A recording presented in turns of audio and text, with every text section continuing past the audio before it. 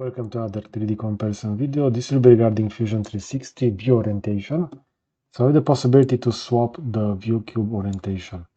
Now I currently have this set like this. If I'm going to go within front view, I'm going to see the front. If I'm going to go over here to the right, this will be the right view. Now let's see how we can swap that. For example, I can go over here within right view. And over here on this drop down arrow, I can go to set current view as, and I can change this to either front or top. So let's say that I will change this to front. You're gonna see over here that the view orientation will change as following. Now if I'm gonna rotate around, I will have the left view over here where I used to have the front view, and this will be the front view.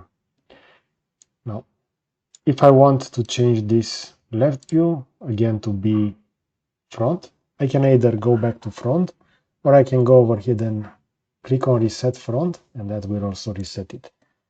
So as you can see, this will now go to the default state.